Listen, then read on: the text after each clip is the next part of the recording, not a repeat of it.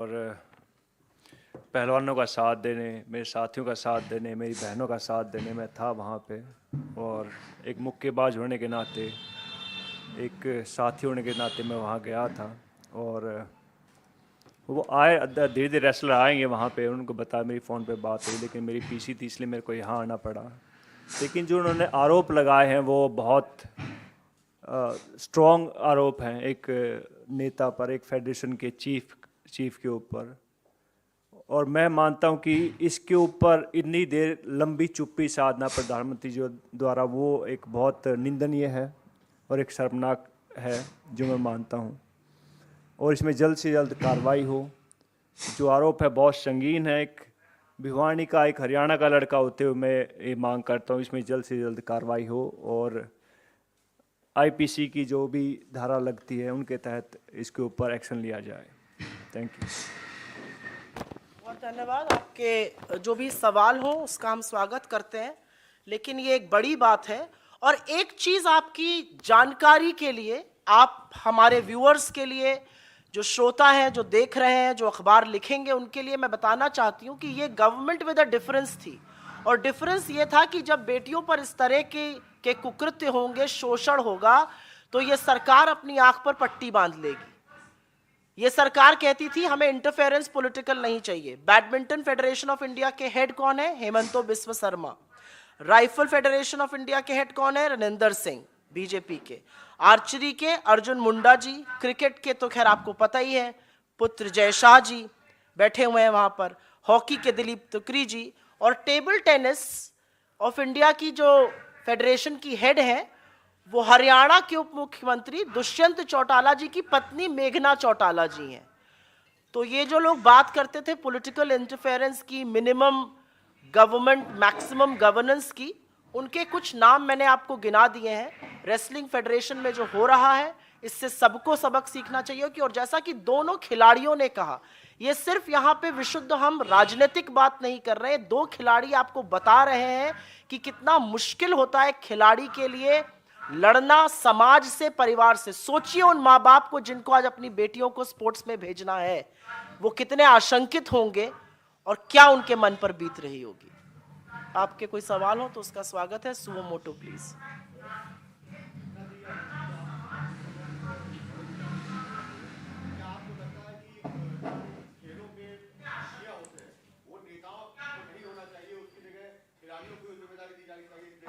दोनों लोगों से आंसर करा। हाँ, मैं आपकी बात का समर्थन करती हूँ। खिलाड़ी अगर एसोसिएशंस में होंगे तो खिलाड़ी की प्रॉब्लम्स को अच्छे से समझ सकते हैं, और जो एथलीट्स की पार्टिसिपेशन इसमें ज़्यादा रहेगी तो उसमें और ज़्यादा बेहतर होने के चांसेस ज़्यादा रहेंगे। और बहुत ज़रूरी है, बिकॉज एक खिलाड़ी की भावना को समझ सकता है और खिलाड़ी इस फेडरेशन में आएंगे, इसका हिस्सा बनेंगे। बिकॉज एक तरह से ढोंग तो किया गया था, बिकॉज कई बॉक्सरों को भी इस फेडरेशन का एक उसमें बनाया गया था हिस्सा, लेकिन उनको कभी भी इस मीटिंग में नहीं बुलाया गया। जैसे बॉक्सिंग की मैं बात करूँ तो बहुत सारे लड़कों ने बताया कि भाई साहब हम भी हिस्सा थे उस बॉक्सिंग फेडरेशन का, लेकिन हमें कभी किसी मीटिंग में नहीं बुलाया जाता। तो अगर कोई खिलाड़ी अगर किसी उस फेडरेशन का हिस्सा होता है तो बहुत अच्छी बात है और ये होना चाहिए। पर हम कहाँ मार खाते आप सबको मालूम है। जी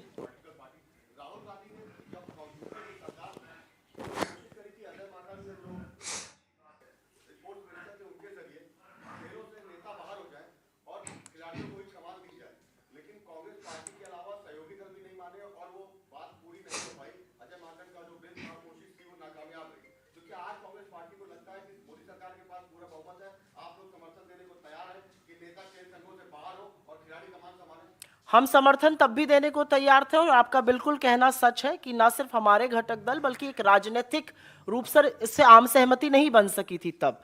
लेकिन आप बिल्कुल सही कह रहे हैं, आपके पास प्रचंड बहुमत है। आपका मन आता है, आप सुबह उठते हैं और आपको लगता है कि लॉ बन जाना चाहिए, आप लॉ ऑर्डिनेंस से बना देते हैं। और अध्यादेश से वो पारित होकर कानून बन जाता है। लेकिन मैंने तो आपको फेडरेशन, रेसलिंग फेडरेशन तो छोड़ दीजिए, मैंने तो आपको हिंदुस्तान की तमामों स्पोर्ट्स फेडरेशन, चाहे वो बैडमिंटन हो, चाहे वो टेबल टेनिस हो, चाहे वो हॉकी हो, क्रिकेट हो, आर्चरी हो, राइफल हो, मैंने तो आपको सबके नाम गिना दिए और इस सब पर भाजपा के नेता बैठे हुए हैं। तो डिफरेंस क्या है? और पॉलिटिकल सहमति इस पर बननी चाहिए, ये एक अलग डिबेट है। लेकिन जो आज का मुद्दा है वो बहुत बड़ा मुद्दा है। आपकी बात सही है, इस पर डिबेट होना चाहिए। पॉलिटिकल इंटरफेरेंस जितनी कम हो अच्छी बात रहेगी। लेकिन आज का डिबेट बहुत बड़ा डिबेट है, ये हिंदुस्तान में पहले कभी नहीं हुआ है। ये ओलंपियंस है, ये गोल्ड मेडलिस्ट है और ये बाहर आकर कह रहे हैं हमें यौन शोषण के लिए मजबूर किया जा रहा है और इस बात की सजा तो मिलनी ही चाहिए। इस बात से अवगत देश में सर्वोच्च पद पर बैठे हुए प्रधानमंत्री जी 1.25 साल से हैं और बृजभूषण सिंह अभी भी अपने पद पर बने हुए हैं और अभी भी प्रेस कॉन्फ्रेंस कर रहे हैं। मतलब मुझे समझ में नहीं आता है कि बेशर्मी की और असंवेदनशीलता की कोई हद है सरकार में। आपने अजय मिश्रा, नैतिकता कहां है? नैतिक धुरी ये कहती है आपका नाम आया और ऐसे आक्षेप में आया, आपको तुरंत रिजाइन कर देना चाहिए। लेकिन नैतिकता तो सर्वोच्च पद की भी पूछी जाएगी ना। आज जब विनेश फोगाट ने बोला कि मैंने प्रधानमंत्री को अक्टूबर 2021 में इस मामले से अवगत कराया था, तो मेरा सिर्फ एक सवाल है, मोदी जी ने क्या किया? क्यों आंख पर पट्टी डाले वो आज बैठे रहे कि ये खिलाड़ी सड़क पर सार्वजनिक रूप से उतरने को मजबूर हुए हैं और आज कुछ मीटिंग्स करी जा रही हैं।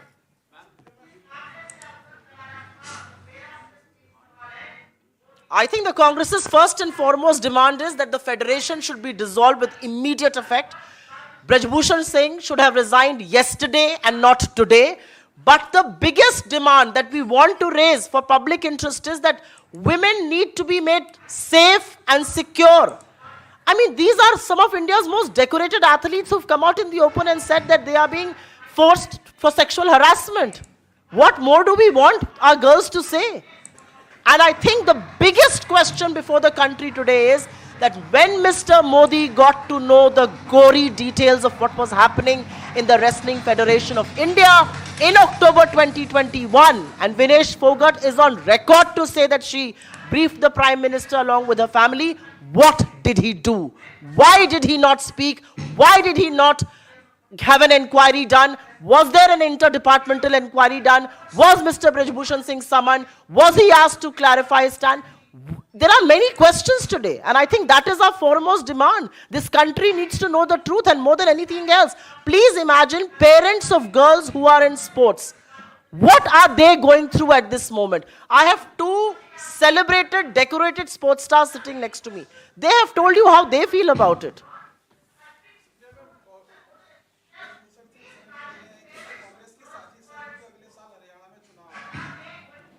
आपको लगता है कि हिंदुस्तान की वो ध्वजवाहक, वो सेलिब्रेटेड एथलीट्स जो ओलंपिक में गोल्ड जीतते हैं, एशियाड्स में गोल्ड जीते, वो हमारी साजिश के तहत आकर सड़क पर बैठेंगी? ये वो शेरनियां हैं जो बड़े बड़ों के खुद चारों खाने चित्त कर देती हैं। उनकी आंख के आंसू नहीं दिख रहे हैं बृजभूषण सिंह को?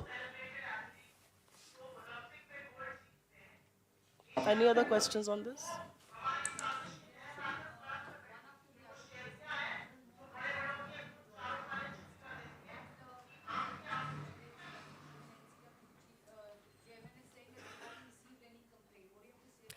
I think more than anything else, the conspicuous silence of this government.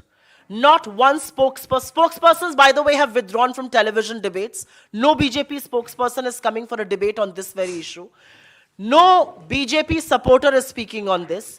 Not a single minister has put out a word condemning this incident. You have India's most celebrated sports stars sitting at Jantar Mantar. It is unprecedented. And more than anything else, the institutions that are meant to safeguard women, sports persons, what are they doing? NCW is very quick to lodge any complaint. NCW को तो आपको बोलना नहीं पड़ता है, वो तो एक ट्वीट कर दीजिए, अगर बीजेपी वाला कर देता है तो वो लपक के पहुंच जाती हैं। आज कहां है NCW?